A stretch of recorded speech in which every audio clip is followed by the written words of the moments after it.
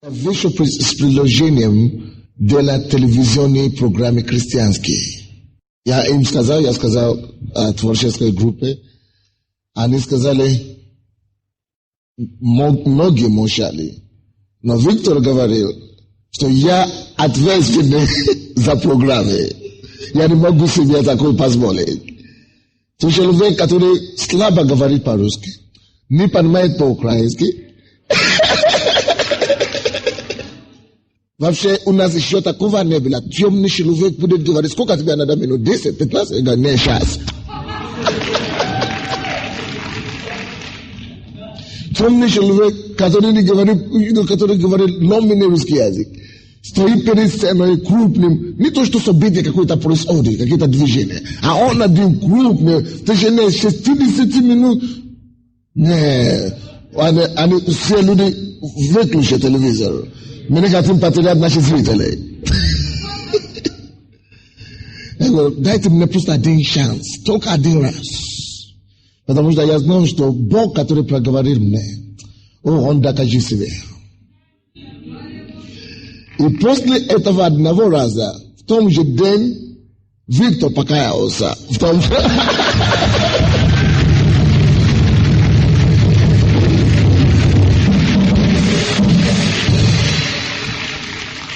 Потому что я говорил в течение часа, и это было слишком мало времени на эфире. Как будто 10 минут говорил. И они получили количество звонков, как они это канал еще никогда не получил. Они не успевали даже брать телефон, потому что это был прямой эфир. Они не успевали брать телефон. Это есть работа Божья, это есть работа Господня, и поэтому это удивляет нас. Физически смотря, вы со мной согласитесь, что я не мог бы это делать. Физически смотря, вы сами знаете, какие вы были все. Кто-то из вас был коммунистом, кто-то из вас был атеистом, кто-то из вас был неверующим, кто-то из вас был больным. Как я мог бы убеждать вас, чтобы вы пришли к Богу? Я не мог бы это делать, у меня не хватает не хватает средства, не хватает ресурсов, но когда Бог с тобою, то никто не может быть против тебя. Когда Бог с тобою, воинство небесное с тобою, а это больше, чем поддержки человеческой. Дорогие мои, то, что мы видим сегодня, это только что в пятницу, да, пророчествовал пастор апостол Тоф с Америки. Говорит, что до лета нам придется найти другое место. Потому что видите, сколько людей стоят. Наверное, 100-200 человек стоят. И я бы хотел попросить вас во имя Иисуса Христа. Начните помогать мне. Давайте начнем все церковью, начнем искать. Потому что даже если мы будем делать по 3 собрания, только Бог знает, сколько будет на втором служении. Даже если мы начнем делать 3 собрания, мы не знаем, если помолимся, действительно, помолимся. Поэтому я прошу вас, начните искать зал побольше, не только на 1000 мест, у нас здесь 1200, но сняли, некоторые, поэтому где-то здесь 1000 сейчас мест. Но нам надо хотя бы на 1500 или на 3000. Если вы найдете ангар или что-то подобное, и сделайте что-нибудь по поводу этого. Я хочу вам сказать, что то, что мы видим сегодня, это немножко, это даже еще не фундамент того, к чему Господь нас призывает. Я прошу вас, стойте с Богом в этой церкви, стойте с Богом, чтобы совершать изволение Божие на нашей жизни. Это очень важная часть этой церкви. Если вы самые слабые, самые пожилые, самые нищие, ты думаешь, что ты никто. Но ты поверишь, если я скажу, что мое сердце к тебе, и сердце Иисуса, каждому человеку, кто принадлежит этой церкви. И поэтому мы благодарны, я очень особенно счастлив за нашу группу прославления, что они выпустили эту кассету. Каждый из вас может иметь церковь дома, потому что дух нашей церкви в этой кассете. Дух нашей церкви там. И я бы хотел, чтобы вы принесли это помазание везде. Это моя мечта всегда, чтобы Бог размножил то помазание, которое Он вложил во мне, в вас. Я не хочу, чтобы эта помазание осталось только у меня. Я хочу, чтобы дебы вы видели, чтобы люди знали и сказали, эти люди из церкви слова веры.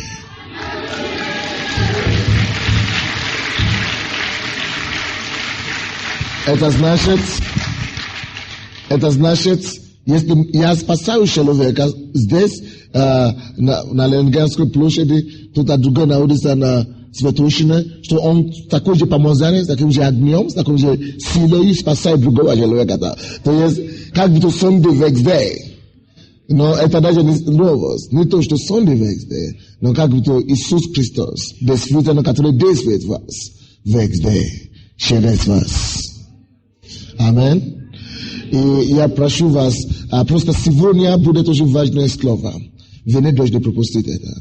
И я прошу молодежь, пожалуйста, встаньте и позвольте пожилым людям пройти и сесть. Если у вас также есть свободные места рядом с вами, пожалуйста, поднимите ваши руки, пускай люди сядут. И вы уберите ваши куртки, уберите ваши, это самое, и пускай люди пройдут и сядут. Аллилуйя. И послушайте меня, пожалуйста, внимательно. Здесь у нас твое присутствие на этом месте.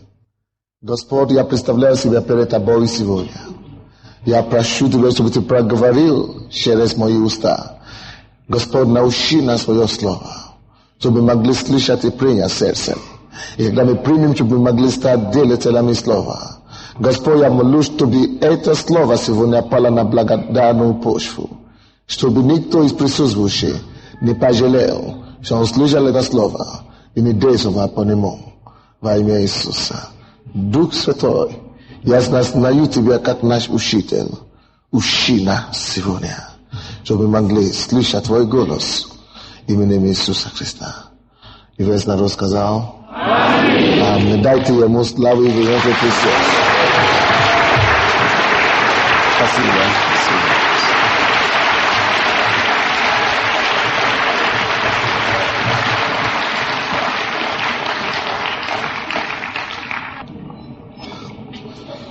Давайте откроем, пожалуйста, книгу Исаия. В это время, если у вас свободное место возле вас, поднимите вашу руку, пожалуйста. Исаия, 26 глава, с 19 по 21 стихи. Я хочу прочитать вам пророчество. 26 глава, 19 по 21 стихи.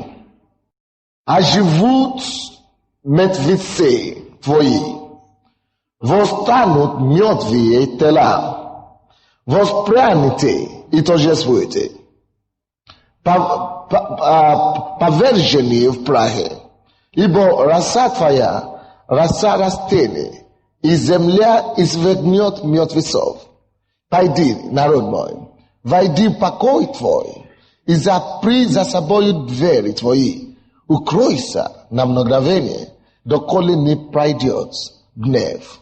Ибо вот Господь выходит из жилища своего наказать обитателей земли за их беззаконие. И земля откроет поглощенную ею кровь, и уже не скроет убитых своих. Сегодня последний день нашей годовщины с вами. Сегодня наша церковь, нашей церкви 2 года. И я думаю, что это есть повод, хороший повод, чтобы радоваться. Я думаю, что нужно радоваться и торжествовать в этот день. Я думаю, что Бог благословляет нас за прошлый год и за последние 2 года. Я думаю, что Бог доказал нам его благость. Но в такие дни, как это, я проповедовал первый день нашей годовщины, нашего праздника, в четверг. Я сказал вам, что вы здесь на земле, чтобы исполнять какую-то цель, какое-то намерение, какую-то задачу, которую Господь Иисус сам вложил в вас, который Он доверял вам делать, потому что Он знает, что вы сможете это делать, который вы должны делать, что вы не должны сдаваться. Сегодня я хочу говорить о чем-то более серьезном. Я молюсь, чтобы Дух Святой открыл ваши духовные глаза, чтобы понять. И чтобы Он открыл ваши духовные уши, чтобы слышать то, что Он пытается вам сказать сегодня. Дорогие мои, я верю, что это одна из самых важных проповедей, которые человек верующий должен слышать и сохранять в своем сердце. Пока Бог нас благословляет здесь в церкви и здесь на земле, пока Бог исцеляет наши болезни, пока Бог благословляет нас финансово, пока мы евангелизируем, пока мы заняты церковными делами, своим призванием, пока мы заняты суетой, некоторые из нас заняты суетой на самом деле, то есть одна мысль, которая не должна покинуть нас. Дорогие верующие, во имя Иисуса, помните, что это есть особый день для нас. И это есть особая проповедь также для вас. Я молюсь, чтобы в следующем году, когда нас будет уже 3 года, чтобы вы все могли быть здесь, может быть не здесь, но где бы мы не были, в числе все остальных людей, которые еще добавятся к нам, чтобы вы могли сказать, я был в прошлом году. Но я боюсь, что есть некоторые, которые здесь сейчас, которые не смогут это сказать. Не потому что они умрут, но потому что дьявол украдет их. Но ты можешь принять решение сегодня, что ты не будешь того, кого дьявол поглотит. Ты можешь принять решение сегодня, что никто меня не уворует присутствие из Дома Божьего. Поэтому я хочу указать и подчеркнуть важность, ту драгоценную веру, которую мы имеем с вами. Тема моей проповеди сегодня, я называю ее «Живая надежда». Итак, я проповедую на тему «Живая надежда». Живая надежда христианина. Зачем мы приходим в церковь? Зачем я оставил свою страну, чтобы приехать сюда и проповедовать Евангелие? Зачем мы веруем в Христа Иисуса? Зачем мы живем для Бога? Это не просто, чтобы мы получили исцеление, дорогие мои. Не просто для того, чтобы нам стало хорошо в нашей семье или финансово. Есть что-то более великое. Есть надежда более славная. Вы здесь? Здесь в книге Исаии, Исаия сам пророчествует о том, что он сам не переживет. Исаия тут пророчествует небытие. Он пророчествует верою на далекое будущее. Он пророчествует о том, что случится после пришествия Иисуса Христа и после того, как Иисус Христос уже умрет за всех человеков, после того, как Он пойдет туда, и Исаия в этой главе пророчествует, предсказывает то, что будет в последние дни, кончины этого века, кончины этой земли. И 19 стих, давайте начнем разбираться теперь. Оживут мертвецы твои, восстанут мертвые тела. О чем это говорится? До дня Исаия, или в это время, когда Исаия писал, не было такого переживания вообще. Никто никогда не умер, чтобы воскреснуть еще раз из мертвых. Но это случилось, кто знает когда? Впервые. Когда Иисус Христос пришел на землю, чтобы умереть за кого? За тебя и за меня.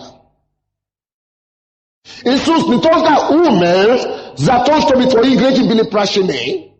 Иисус не просто умер, чтобы искупить нас, неизвестно для чего.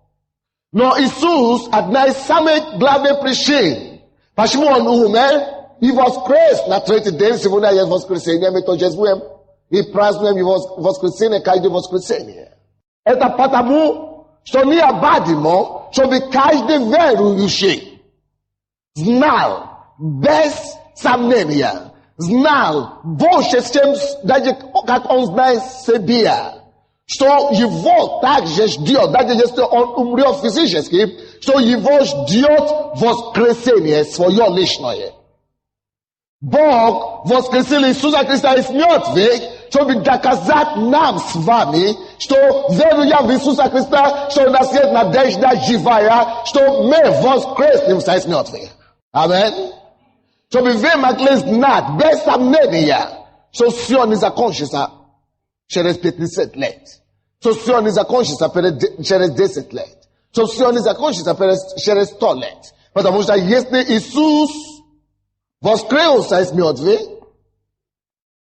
Он жил и Он живет до сих пор, значит, возможно одержать наконец-то победу над смертью. И Бог говорит нам, что Иисус не исключение. То, что Он воскрес из мертвых. Он всего лишь первенец. Откроем, пожалуйста, 1 послание Коринфянам, 15 главу. 1 Коринфянам, 15 глава.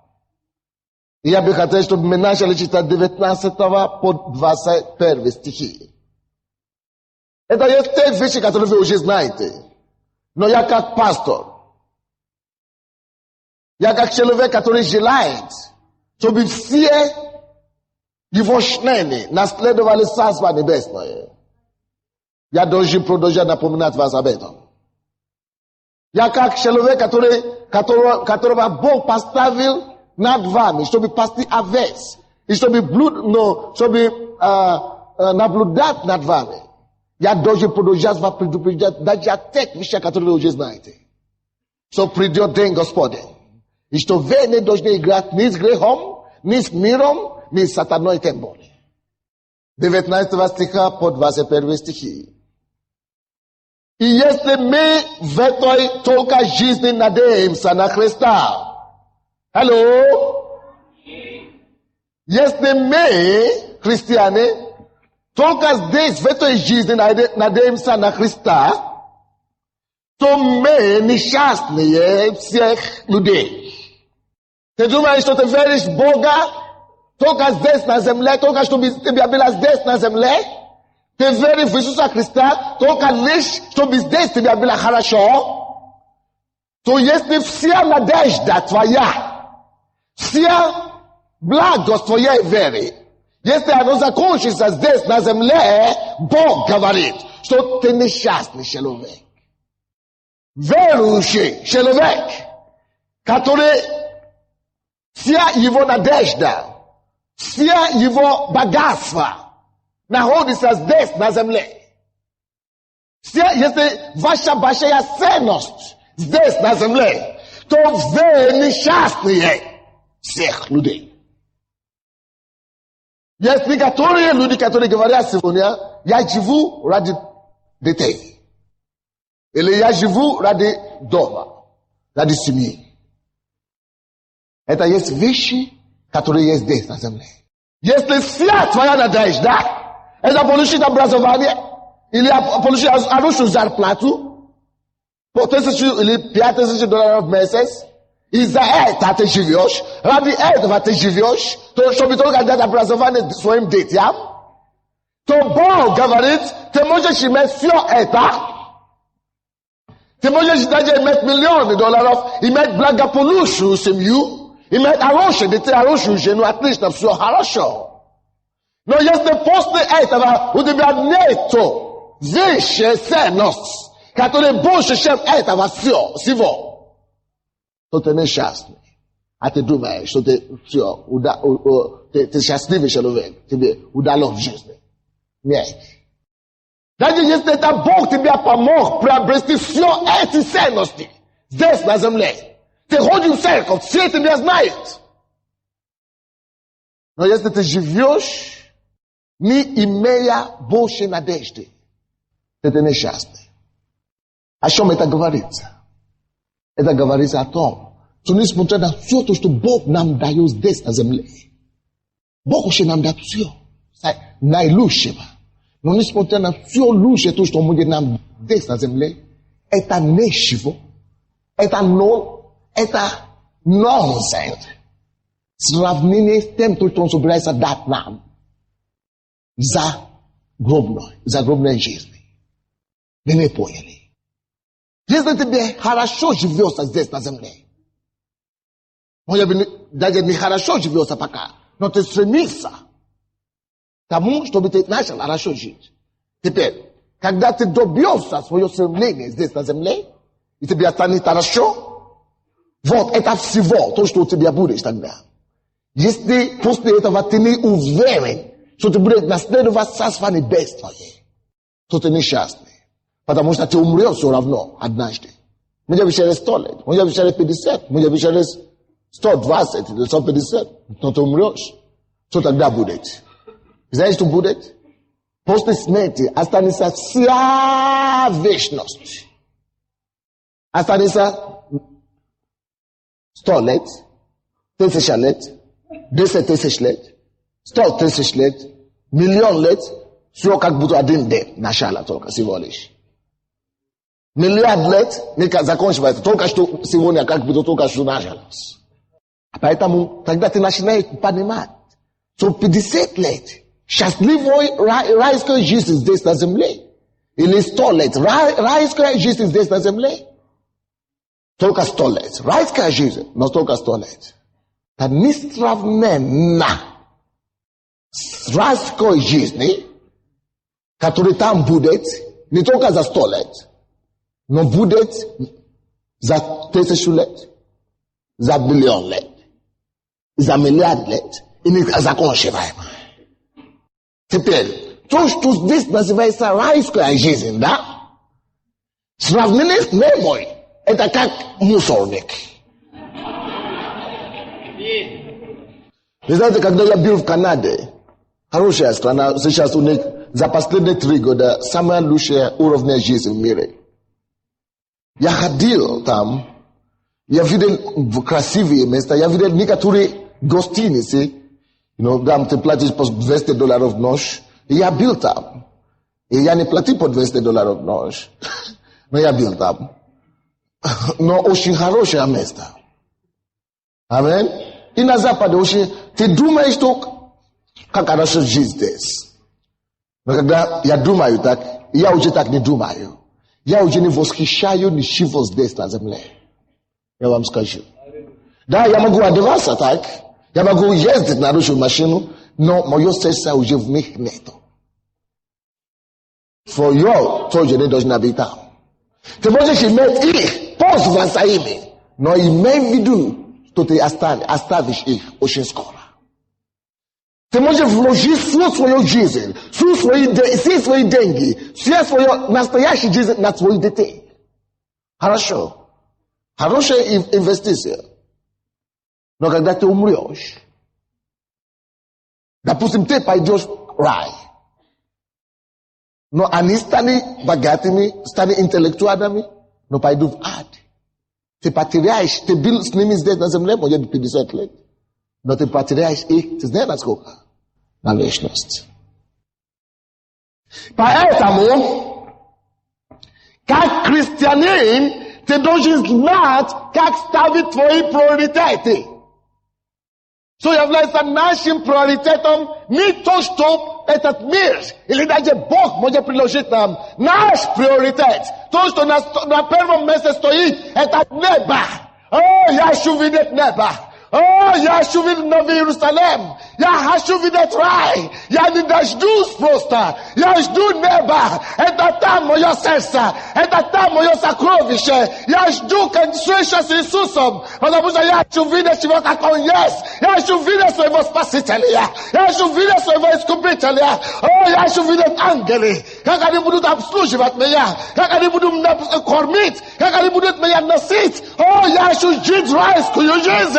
Я хочу одеть по той улице, которая сделана из золота. О, небо есть мое стремление. Ничего большего, ничего несравнимого с небою. Поэтому я только прохожу здесь на земле. Это всего лишь pra rajdenje. 50 let, što tako 50 let? 100 let, što tako 100 let? No, moj dom! Это небо.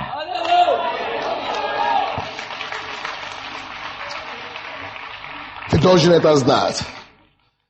Не торгуй ничего за небо. Не торгуй. Вот, как ваш пастор, я стою вам на колени. И я прошу вас любовью Иисуса Христа, который умер за тебя и за меня. Чтобы ты не торговал ничего, который мир может приложить за это небо. Кланяйся себе. Кланяйся Богу. Что ничего тебя не уведет с этой пути узкой дорогой, которая ведет в жизнь вечную. Друзья тебя не соблазняют. Деньги тебя не соблазняют. Мир, наслаждение тебя не соблазняют. Алкоголь, сигареты, наркотики тебя не соблазняют. Даже если ты падаешь каждый день, каждую минуту, ты будешь вставать и, конечно, только ты будешь в церкви. Кланяйся себе и спроси, чтобы он помог тебе. А он поможет. Он хочет помочь. И он поможет, если ты хочешь. Как пастор,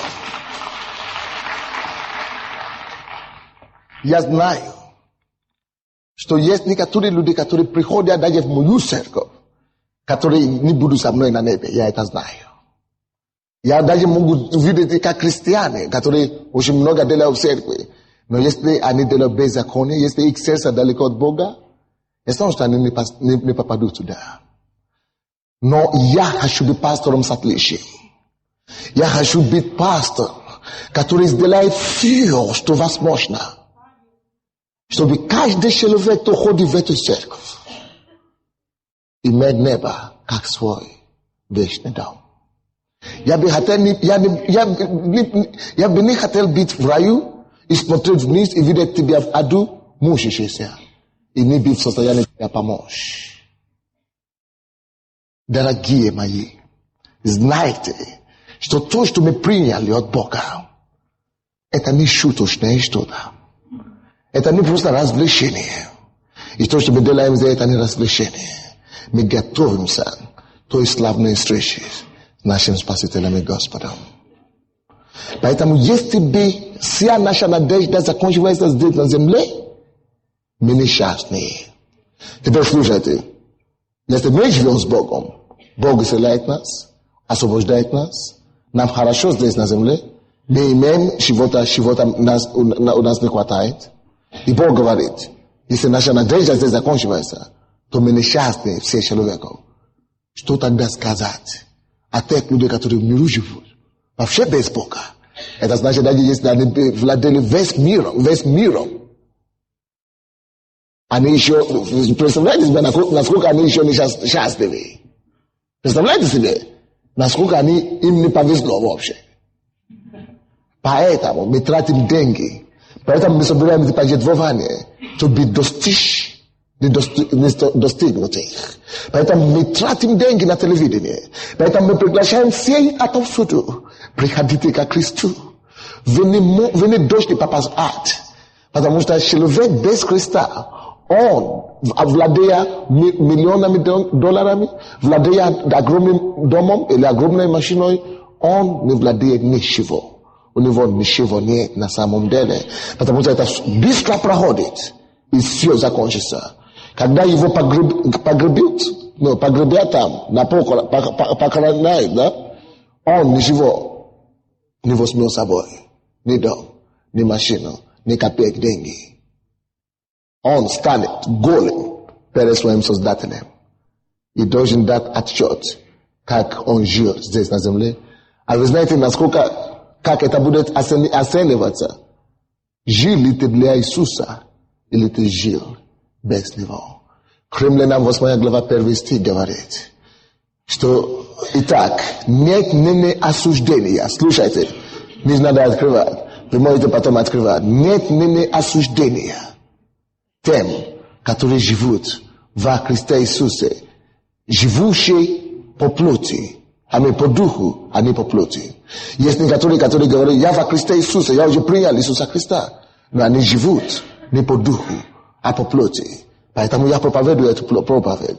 Ты можешь ходить в церковь, но ты живешь по плоти, а не по духу. Нет осуждения, только тем, которые живут по духу. Ты можешь посмотреть. Римлянам 8:1. Но мы продолжаем читать 1 Коринфянам 15 главу. Я буду сейчас читать 20 стих. Но Христос воскрес из мертвых.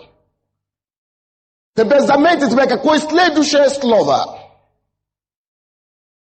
Но. Хо-хо-хо-хо. Христос. Почему но? Потому что до него этого не было. Все умерли. Но Христос воскрес из мертвых. Какое слово следующее? Какое? Какое? Из умерших. Если он первенец, значит другие что-то сделают? Последуют. О, я should быть одним из тех, которые последуют за Христом. Я тоже воскрешусь из мертвых, и я это знаю. Иисус Христос мой гарант. Потому что Он воскрес сам из мертвых, Он меня воскресил. Потому что Он всего лишь первенец. Будет второй, будет третий и дальше. Только для тех, кто во Христе Иисусе. Давайте будем читать дальше. 21 стих. Ибо как смерть через человека, так через человека и воскресение мертвых. Через Адам, первый Адам, смерть пришел в жизнь. Вы знаете об этом? Смерть пришла в жизнь человека. Теперь через второго Адама, Иисуса Христа, что приходит жизнь. Но когда мы говорим о жизни, мы часто думаем, что это, то, что мы имеем сейчас с вами. Это, вы знаете, что это мы используем слово жизни, но на самом деле очень много есть здесь на планете, но не живут вообще. Они всего лишь существуют. Чтобы жить, надо иметь связь с автором, начальником жизни, который есть Христос Иисус. Здесь Он есть наша жизнь. Он есть наше дыхание. Когда ты живешь с Ним, ты действительно живешь.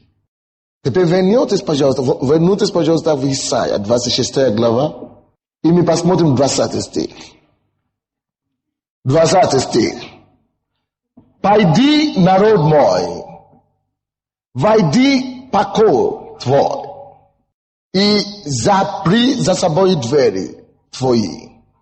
Укройся на мгновение, доколе не пройдет гнев». Я говорю вам, что здесь это пророческие слова, так что мы должны истолковать и другими местами Писаниями. «Пойди, народ мой, пойди покой твой». Бог обращается к своему народу. Мы его народ, правда. И он говорит: войди в покой твой и запри за собой двери твои. Укройся, но на мгновение, доколе не пройдет гнев. Давайте начнем с последнего слова. Гнев. Дорогие мои, знайте точно, что за всякое злое деяние, которое здесь происходит на земле, будет вознаграждение. Или вернее сказать, будет наказание. Это наказание, которое будет за это зло, которое происходит здесь на земле, называется Божий гнев. Вы здесь? Бог гневается. Бог разозлен на зло, на дьявола, который есть автор зла, и на всех, кто следует за дьяволом. Я вам скажу, me раньше с вами были кандидатами этого гнева. Если бы Иисус не встретился с нами однажды, мы шли на гнев Божий, лицо к лицу. Мы шли на самоуничтожение самостоятельно. Но слава Богу за Христос. Амин. Бог говорит, что придет гнев. Но к своему народу Бог говорит, укройся от гнева, который придет. Вы видите? Бог говорит его народу, те, которые уже пришли к нему сейчас. Когда вы пришли к Богу, вы покаяли ваши греха, правда? Он говорит, теперь вы уже покаялись, вы уже прощены. Поэтому укройтесь в Боге. Как укрыться? Кто из вас помнит истории Ноя и потопа? Кто-нибудь когда-нибудь слышал? Бог повелел Моисею построить себе ковчег. Ной построить себе ковчег. И ковчег — это прообраз Иисус Христос, прообраз спасения, прообраз церковь. Дом, где входит народ Божий и закрывает за собой дверь, пока потоп не освободится с неба. Вы понимаете, да? Вот, когда был потоп, народ, люди, которые служили Богу, они были где? Ковчеги. И остальные, которые не служили Богу, что с ними случилось? Были уничтожены потопом. Это именно то, что Бог говорит здесь. Пойди, народ мой, войди в покой твой. Но здесь используется слово покой, который дает нам знать, что не просто жить в Иисусе Христе, потому что гнев придет куда? На землю, правда? Бог, второе послание, Петра, 3 глава, 10 по 15 стихи, говорится о том, что мир уничтожится. Бог огнем уничтожит весь этот мир. И Откровение нам говорит, что старый мир, я видел старое небо прошло, и старая земля прошла, и новое пришло. То есть Бог собирается уничтожать этот мир и всех людей, которые не живут для Иисуса Христа. Гнев Господа скоро освободится. Но если гнев Божий опустится на землю, и мы здесь, то получается, что и нас тоже Господь убьет. Но Господь нас не убьет. Откройте, пожалуйста, первое послание Фессалоникийцам, 5 глава. Не закрывайте Исаия, потому что мы будем постоянно обращаться к Исаии. Не закрывайте Исаия, пожалуйста. Мы будем постоянно возвращаться туда. Первое послание Фессалоникийцам, 5 глава, с 1 стиха по 3. С 1 стиха по 3, 5 глава Фессалоникийцам, 1.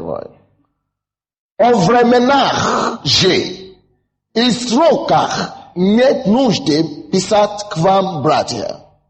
То есть он говорит, что я вам не скажу конкретно, когда Иисус Христос придет и так далее. Но что же он хочет нам сказать? Давайте послушаем его. 2 стих. Ибо сами вы достоверно знаете, что день Господень так придет, как вор ночью. Что это значит? День Господень придет, как вор ночью. Это значит, Бог или Иисус Христос мог появиться в любое время. Слава Богу. Бог может появиться, пока я говорю сейчас. Аминь. Бог может появиться сейчас, прямо сейчас. Бог может появиться в любое время, в любой момент. Он может появиться завтра. Он никому не предупредит об этом. Что я приду сегодня, допустим, 4 число февраля, в 4 часа дня. Он это не сделает, дорогие мои. Аминь. Он это не сделает. Ты можешь почувствовать в духе, но он тебя не скажет так. Вот. Так что, почему он это делает? Потому что он хочет, чтобы ты всегда был готовым. Он придет как вор, потому что он не хочет, чтобы мы отошли от него ни на один день. Может быть, он придет именно тогда, когда ты, в тот день, когда ты уже говоришь: Господь, до свидания, я уже устал. Поэтому верующие, слушайте меня, пожалуйста, продолжайте каждый день ожидать пришествия Иисуса Христа. Бодрствуйте. Во всех Евангелиях Иисус всегда говорит о том, чтобы люди бодрствовали. Бодрствуйте. Бодрствуйте. Это значит не расслабься в этом мире. Дорогие мои, как бы тебе здесь не было хорошо или плохо, не позволь себе забыть о том, что у тебя есть предназначение. Не расслабься никогда, каждый день ожидай пришествия Иисуса Христа. Не расслабься, чтобы не пасть в искушение. Потому что когда человек падает в искушение, и он начинает жить во плоти, он начинает жить, чтобы угодить дьяволу или миру или себе, то когда Иисус придет, этот человек останется здесь на земле. Мы дойдем до этого сейчас. Так. 3 стих. Ибо когда будут говорить мир и безопасность, когда люди миру будут говорить мир и безопасность, тогда внезапно постигнет их пагуба, подобно как мука родами постигает имущую во чреве, и не избегнут. Теперь дальше смотрите, ниже чуть-чуть, 8 и 9 стихи. Мы же, теперь что касается нас, которые живут во Христе, мы же, будучи сынами дня, вы слушаете меня? Мы с вами, церковь Бога, мы же, будучи сынами дня, да трезвимся. Мы должны быть всегда трезвым. Хорошо, что будет тогда, если я не буду трезвым? Или если я не буду жить день, если я не буду жить как 7 дня, если я буду жить как день-ночь, 7 ночью, допустим. Что будет? Почему меня предупреждает об этом? Это значит, что нужно быть трезвым. Потому что если ты не трезвым, ты начинаешь расслабляться и жить в грехе. И если этот день настанет тебе или заставит тебя не бодрствующий, ты живешь в грехе, как любой неверующий человек, ты таким же образом, этот гнев придет на тебя, как на них. Хотя Бог не определил этот гнев на верующих, но ты опустился и пошел к ним. Это то же самое, как во время Ноя. Их родственники знали, что они верующие. Их звали, они не хотели идти. Мы же, будучи сынами дня, да трезвимся, облегшися в броню веры и любви, и в шлем надежды спасения. Потому что Бог определил нас. Слушайте, пожалуйста. Потому что Бог определил нас не на гнев, но получению спасения через Господа нашего Иисуса Христа. Бог нас определил не на гнев. То есть, если, допустим, предположим, что гнев должен произойти, Бог хочет излиять свой гнев на мир. Допустим, 90 или 99 году, допустим, так. Я не говорю, что в 99-м что там случится. Слушайте меня, пожалуйста. Допустим, пример. В 99 году Бог говорит, что Он не определил нас к этому гневу. Правда? А мы тоже здесь, в этом мире. А Он хочет опустить свой гнев на всех.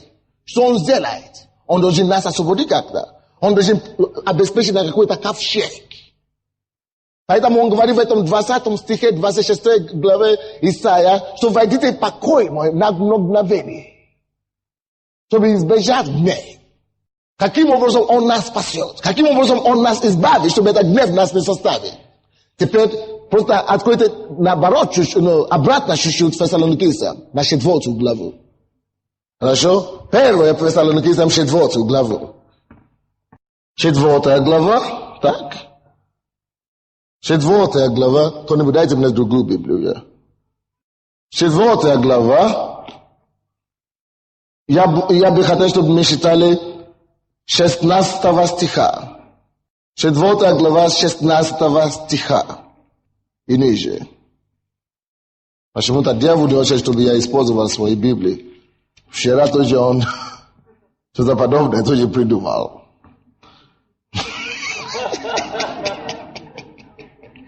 Значит, 4 стих. 16 стих. Потому что... Окей, с 15 давайте, с 15 стиха. Ибо сие говорим вам словом Господним. Какое слово? Чье слово мы слушаем? Это Иисуса. Что мы, живущие, вы слышите сюда? Мы, живущие, оставшиеся до пришествия Господня, мы говорим, что Он может в любое время прийти, правда? Мы, оставшиеся до пришествия Господня, мы предупредим умерших. Потому что сам Господь при возвещении, при гласе архангела и трубе Божьей зайдет с неба, и мертвые во Христе воскреснут прежде.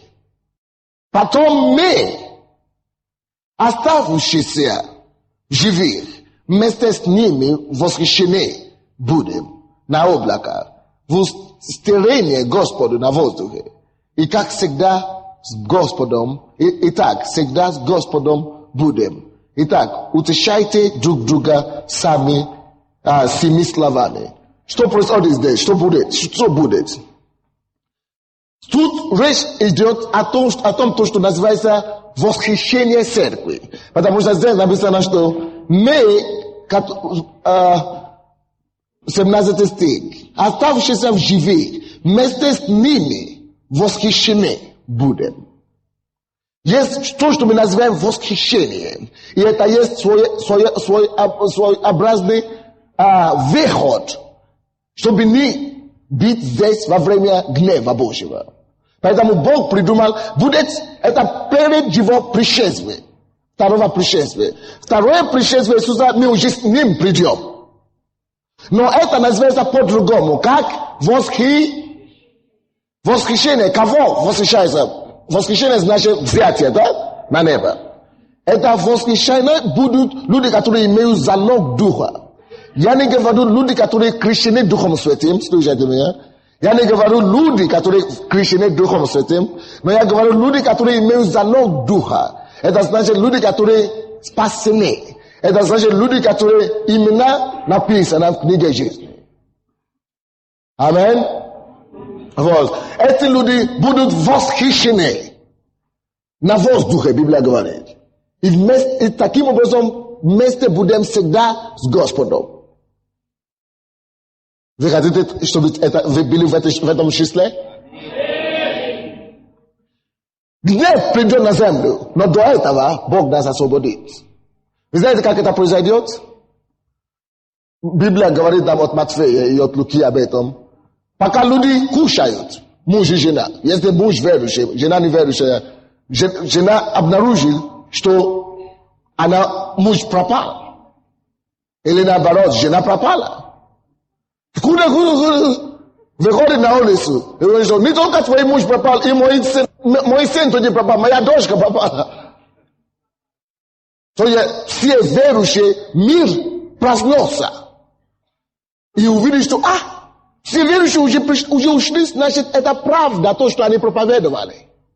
Но, слушайте, Библия говорит, что во мгновение, когда Иисус Христос появится так, да, что сначала мертвые воскреснут прежде. Что же будет, если мы умрем до этого времени? Если Иисус не придет в нашем поколении, то все равно надежда не потеряна. Потому что прежде воскреснет мертвые во Христе. Потому что если ты умрешь верующим, не то, что верующим в душе, я в душе верю, ставлю свечки, ты думаешь? Верь в душе тогда, потом посмотрим, но будет поздно. Мы говорим о серьезных вещах, мы говорим те люди, которые служили Богу искренне и доброй совести. Те, которые жили, вы помните Римлянам 8:1, те, которые жили в духе, а не по плоти. Потому что Библия говорит, евреям 12:13, то без святости никто, даже я, пастор, никто не увидит Бога. Поэтому ты должен жить в духе до этого времени. Вот, именно таких людей Бог воскреснет. Если я умер, если Бог, Иисус не придет в моем поколении, я умру, и Он придет через 100 лет или через 50 лет, Он даже меня возьмет, прежде чем Он возьмет живых. Так что это еще лучше. А ты говоришь, а где я буду до этого времени? Вот, в том же и вопрос.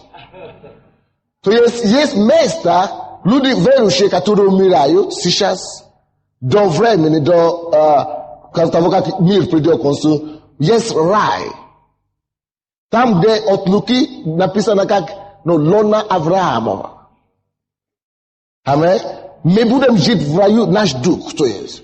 Но когда это воскресенье происходит, это именно тогда мы приобретаем новое тело, совершенное тело, славное тело называется. Такое тело, как было у Иисуса Христа. То есть люди видели его, они пощупали его. И это было тело. Но это уже было тело другого качества, которое уже не умрет и не стареет. Видите как? Но слушайте, все. И неверующие приобретут, тоже воскреснут мертвые. Тоже приобретут такое тело. Но в то время, когда мы будем с Господом всегда, а не будем с кем всегда, дьяволу в аду. Там-то и трагедия. Поэтому я говорю, что мы радуемся сегодня, но мы должны сохранить наш фокус. Я предназначен к небу, я не должен позволить ничего и ничто меня отвернуть с дороги. Мы двигаемся дальше. Я быстренько сейчас буду двигаться, потому что мы должны закончить. Открой, пожалуйста, Евангелие от Иоанна. Евангелие от Иоанна, 14 глава. Евангелие от Иоанна, 14 глава. С 1 стиха по 3 стих. Да не смущается сердце ваше, веруйте в Бога и в меня веруйте. В доме отца моего обителей много. Это слово обители здесь, как по-украински. Кто имеет украинская Библия? Осела. Это обозначает дом, да?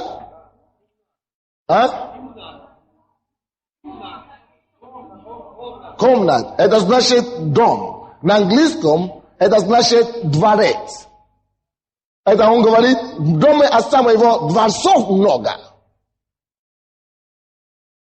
Аминь. Обителей много. А если бы не так, я сказал бы вам. Если бы не так, я бы вам сказал правду. Но это так. Это так. Много обителей у нашего Бога. Теперь слушайте, что интересно. Иисус говорит, я иду приготовить место вам. Дорогие верующие, если вы верующие, поднимите вашу руку в зале. Апостолы. Иисус Христос. Ты хочешь знать, почему Он покинул этот мир?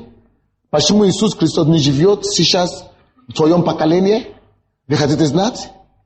Потому что Он пошел, чтобы приготовить тебе место. Ты его не видишь сейчас. Ты знаешь почему? Ради того, чтобы ты мог быть с ним во веки веков.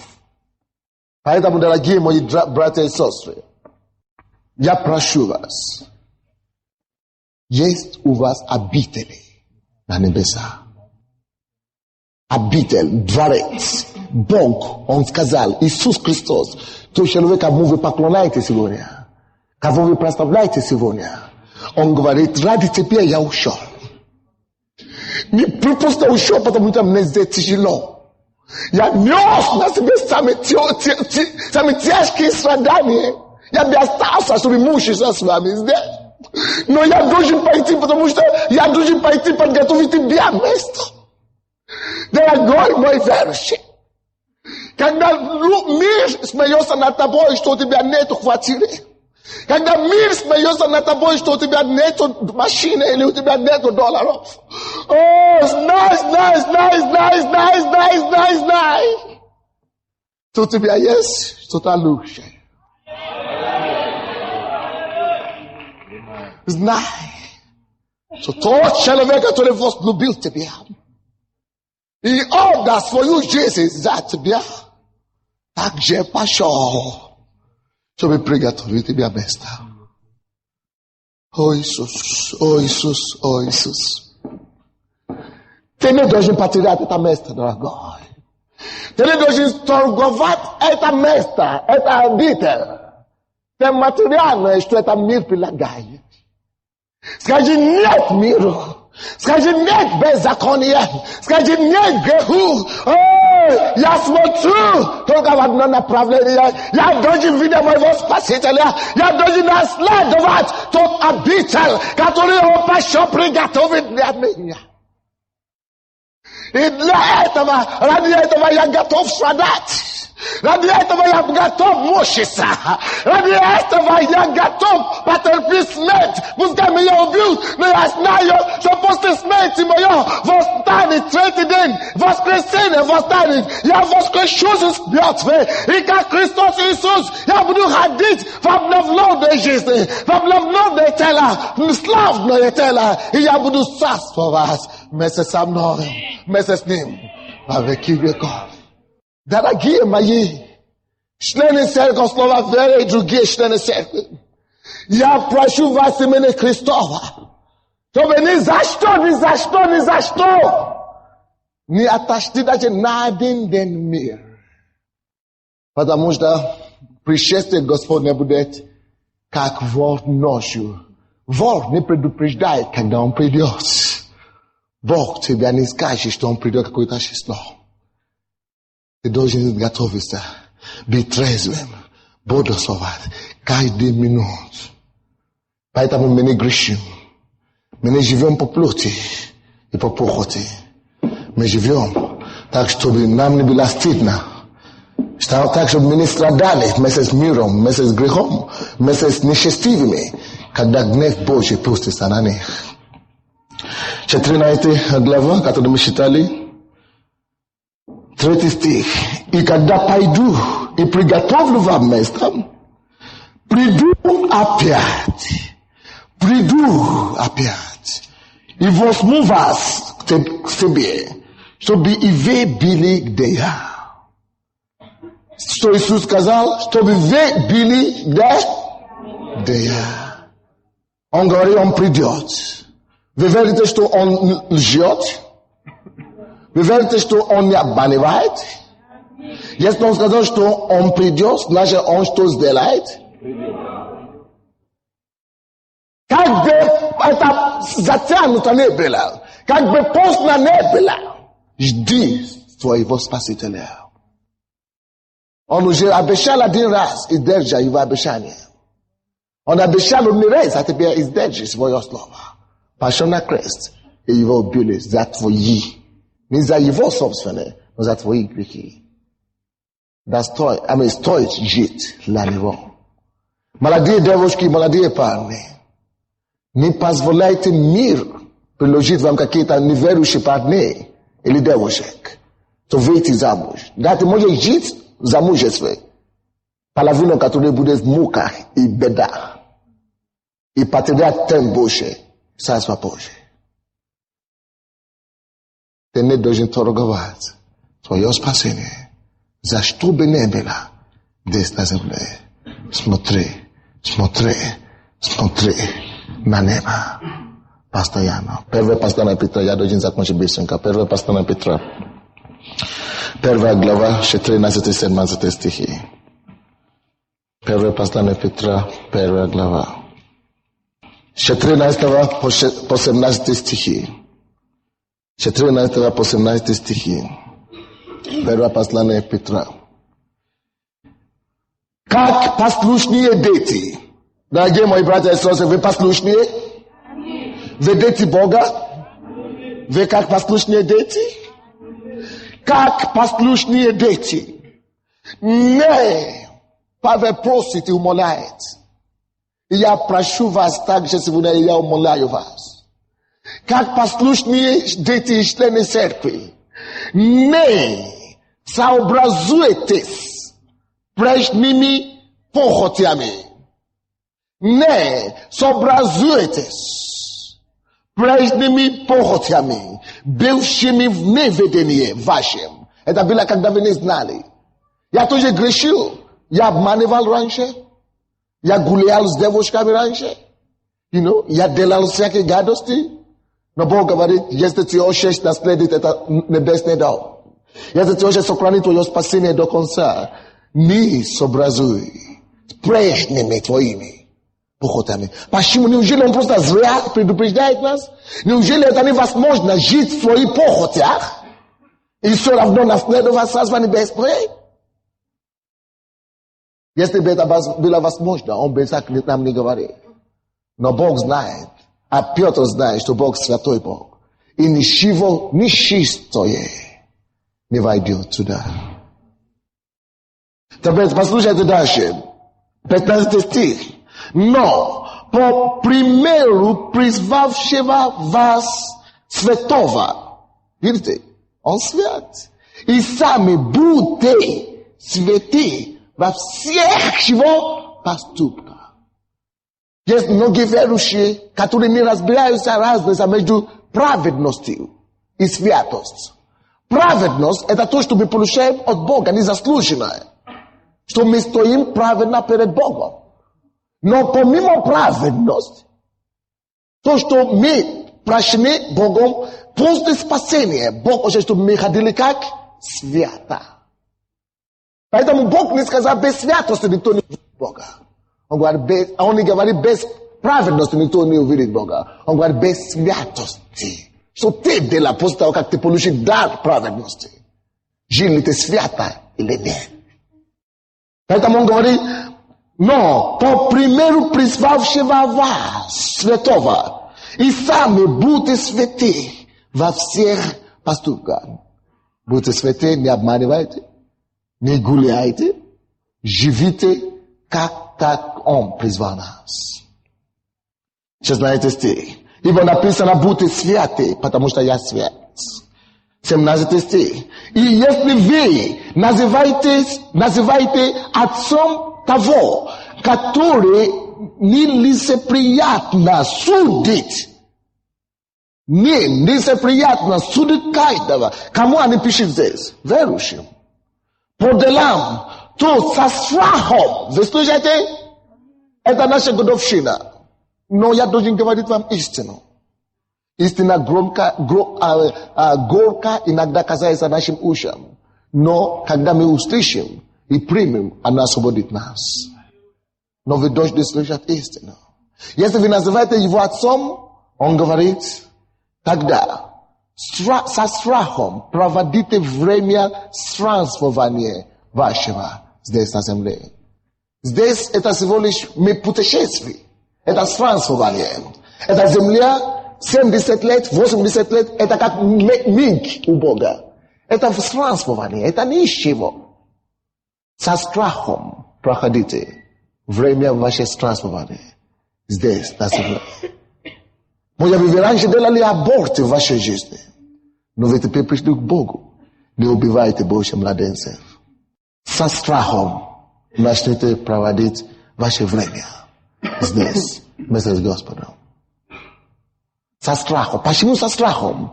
Со страхом грешать. Я не хочу грешить против Бога. Страх Божий – это наша мудрость. Это кто мудрый, пускай послушает это слово. Если у человека есть страх Божий, он не будет говорить, я буду ходить в церковь только раз в месяц или раз в неделю. Он будет стремиться к Богу, потому что он может быть такой, как его Отец Небесный. Откройте, пожалуйста, еще одно место в Филиппийцам 2. Филиппийцам 2. Я буду читать 12 стих. Филиппийцам 2, 12. Филиппийцам 2, 12 стих. Итак, вы знаете, очень интересно, Бог мне дал эту проповедь. Знаете еще когда? Еще за прошлой неделе. Он мне дал первую проповедь, которую я проповедовал в четверг, позже. Но это он мне дал, что я должен предупреждать, чтобы никто не сказал, Что он не слышал. 12 стих, 2 глава. Итак, возлюбленные. Вы верите, что вы возлюбленные? Я люблю вас. Иисус вас любит. И поэтому он вас называет возлюбленные. Итак, возлюбленные мои, как вы всегда были послушны, не только в присутствии моем, но гораздо более ныне во время отсутствия моего, со страхом. Подчеркните это слово еще раз. Со страхом и трепетом совершайте свое спасение. Что значит совершайте свое спасение? Потому что есть люди, которые не совершат это спасение. Вы приняли спасение однажды? Станьте, пожалуйста, люди, которые получили либо мое письмо, или мой звонок. Я попросил, чтобы звонили всех людей, которые когда-то плакали в нашей церкви. Если вы получили, вы уже перестали ходить в церковь, может быть, это месяц, уже месяц вы не ходили в церковь, и вы получили звонок или письмо, станьте, пожалуйста, в зале. Станьте на ваши места. Не ходили в церковь какое-то количество времени, но вам звонили или пригласили, что у нас годовщина, что пастор попросил, станьте, пожалуйста. Пару человек. Видите, присядьте, пожалуйста. Если бы вы остались в миру, я не знаю, чем вы занимались, может быть, в миру, но если вы уже, видите, многие из вас, вы получили спасение какой-то день, правда? Но потом суета, дьявол сунет суеты. Просунул вам много суеты, уже никогда не ходил в церковь, никогда служить Богу. Поэтому я уже начинаю повторять те вещи, которые вы делали до уверования. Если бы Иисус уже пришел до того, как вы пришли, вы знаете, что бы случилось? Если вы уже живете во плоти, я не говорю, если вы живете правильно, все равно, но если вы уже живете во плоти, вы уже опускали в прежние похоти, вы бы остались здесь на земле. На гнев, который придет на мир. А этот гнев же не на нас, но это на мир. Но когда вы отходите от ковчега, когда вы отходите или смотрите назад, Иисус говорит нам, помните жену Лота. Ты можешь выйти, уже спасен вроде бы, но если ты будешь смотреть назад, ты потеряешь это спасение. Это то, что Библия говорит, что совершайте ваше спасение со страхом и трепетом. Почему вы должны совершать спасение? Есть спасение, слово, которое мы говорим, каждый уверовавший спасен будет. Оно разделено на 3. Я могу вам показать, но сейчас нет времени, второе служение должно начаться скоро. Разделено по Библии на 3 категории спасения. Первая категория – это когда я вышел из царства тьмы на царство света. Я принял Иисуса Христа сегодня, и это случилось мгновенно. Это то, что я получил праведность, бесплатно. И это есть спасение такое через как дар. Но когда я живу в духе с Богом, я хожу с Богом. Я совершаю, это что мы читали, я совершаю свое спасение. Я все еще спасен. Потому что я хожу с Богом. Но я еще не спасен до конца. Еще есть место Писания, я могу вам показать, где написано, что, допустим, здесь написано, допустим, совершите ваше спасение. Это значит, если я уйду от Бога, это значит, я не совершу свое спасение. Другое место говорит, наше спасение закончится, именно когда мы увидим Иисуса Христа лицо к лицу. Тогда мы уже говорим, да, слава Богу. Он говорил, кто потерпит до конца, то спасется. Дорогие мои, потерпите до конца. Потерпите до конца. Потерпите, чтобы не случилось, даже если я вас будет обижать, простите меня, но от Иисуса не надо отойти. Я прошу вас. И последний стих, который я буду читать сегодня, а потом мы будем молиться. Колоссянам 1 глава, 3 глава с 1 стиха. Колоссянам Третая глава. Первые 3 стихи. Я хочу, чтобы вы так поступали в вашей жизни. Итак, если вы воскресли со Христом, то ищите какого? Горнего. Ищите горнего. Небесное. Будьте фокусированы на небо. Ищите только горнего, небесное. Где Христос сидит одесную Бога. О горном, о небесном помышляйте. Вы слышите? Многие люди не помышляют уже о небесном. Но вы должны. О горном помышляйте, а не о земном. Ибо вы умерли, и жизнь ваша сокрыта со Христом в Боге. Когда же явится Христос, жизнь ваша, тогда и вы явитесь с Ним во славе. Это если мы будем смотреть на горы. Церковь снова верит 2 года. И мы радуемся. Но это тебя не спасет. Будешь ли ты вместе с нами радоваться тогда там? Когда мы все станем в очередь перед судилищем Господа. Когда он будет смотреть книги и в книгу. В Библии написано, что те имена, которые написаны в книгах, будут свежены в озеро огненное. Но есть имена, которые в книге написано, 20 глава Откровения. Книга жизни. Вот эти будут всегда с Господом. Будешь ли ты следовать за Господом до конца твоей жизни? Давайте станем, будем молиться. Подними свои руки к Богу и твое сердце. Говори: Господь, я принимаю свое решение твердое и конкретное. Что ничто и ничто. Ничто и ничто. Ничто и ничто. Ничто и ничто. Не отберет меня от руки Божьей. Я буду служить Тебе всегда, Господь мой. Я буду служить Тебя всегда, Господь. Аллилуйя. Иисус, сохрани меня до конца. Дух Святой, сохрани меня до конца. Чтобы дьявол меня не поймал. Чтобы мир меня не поймал. Чтобы грех меня не поймал. Закрой свои глаза, поговори с Богом. Каждый говорит о себе. Каждый говорит о себе. Каждый говорит о себе.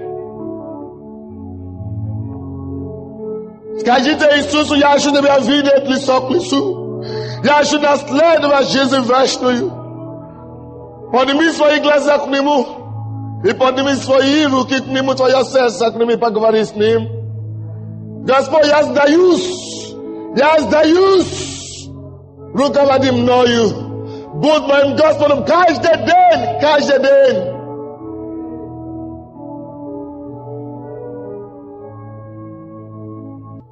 Если что-то пытается вас отнять от Бога, скажите: прочь, дьявол, прочь грех, прочь мир, прочь моей жизни, прочь!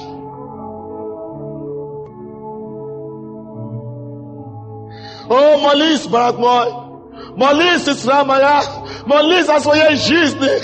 Поговори с Богом о твоей жизни, о твоем спасении, то драгоценное спасение, которое ты однажды принял от Него.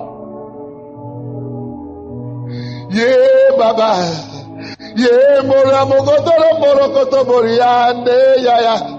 Oh Gaspard, parmi nas, socrani nas do consa Gaspard, socrani nas do consa. Me prosim te bien socrani nas.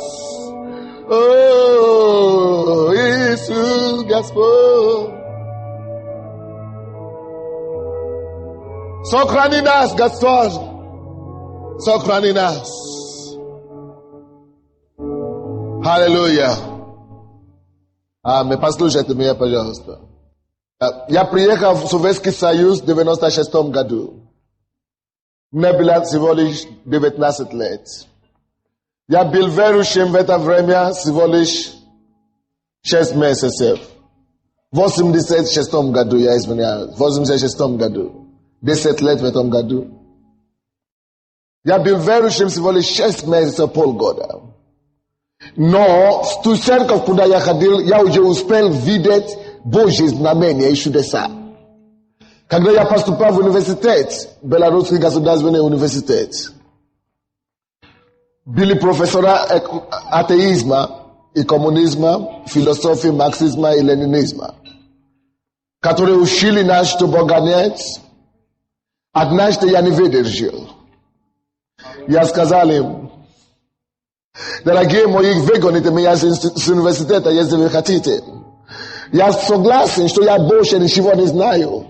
Я согласен, что я тупой человек. Я согласен, что я не профессор. Я согласен, что я, может быть, темный человек.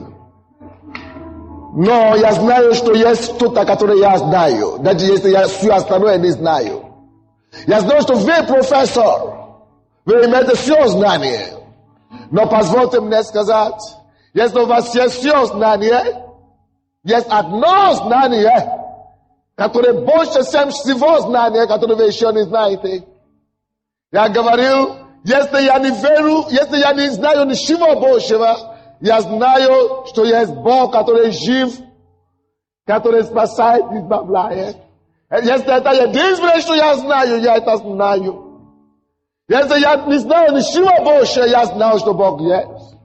А если вы знаете все, есть что-то, которое вы не знаете, то, что Бог есть. Мы приехали вдвоем. Второй парень, тоже был верующим, тоже из моей страны, из Нигерии. Я остался в Беларуси учиться журналистику. Но он приехал в Минск, в Киев, сюда, в Киев, чтобы учиться международное право. Я продолжал служить Богу. Мы переписывались. Я думал, что он тоже продолжал служить Богу. Если некоторые из Нигерии, если вы из Нигерии здесь, или вы живете в Ломоносово в университете, вы должны знать, о ком я говорю. Его зовут Том. Он был горячим, как я. Мы были полны решимости, что мы никогда не отойдем от Бога, чтобы не спрашивали. Пускай коммунисты нас убьют, но мы не отойдем. Бог мне помог, поэтому я пастор этой церкви сегодня. Но спустя 7 лет я приехал сюда, я видел его. Дорогие мои, это уже не того Тома, кого я знал, когда мы приехали вместе с нашей страны. Том уже стал алкоголиком и бабкой. Живет с двумя женщинами в общежитии, пьет каждый день. Я говорю ему: Том, я прошу тебя, покайся. Том, я прошу тебя, покайся. Жизнь вечная дороже, чем девушек. Жизнь вечная дороже, чем водки. Покайся, Том, покайся. Том говорит: я хочу, но я не могу. Я не знаю, но я не могу прекратить грешить. Я хочу, но я не могу. Покайся, но я не могу. Он кается. Господи, прости меня. Но в душе, он не может так говорить от души. Он слишком далеко отошел в мир, обратно. Однажды он пришел к нам в церковь, но он пришел в пьяном состоянии. Сестра Наташа, которая возглавляет у нас реабилитационный центр, говорит ему: приди ко мне на группу, ты же зависимый. Он говорит: я алкоголик, ты оскорбляешь меня, я не алкоголик. Он ушел. Это последний день, когда я его видел. Мне звонили на прошлой неделе, сказали, что Том лежит в морге, да? Морге, да, или как? Морге. Том умер пьяницей. Приехал сюда благовестником. Умер, не ожидая. Он спал и не проснулся.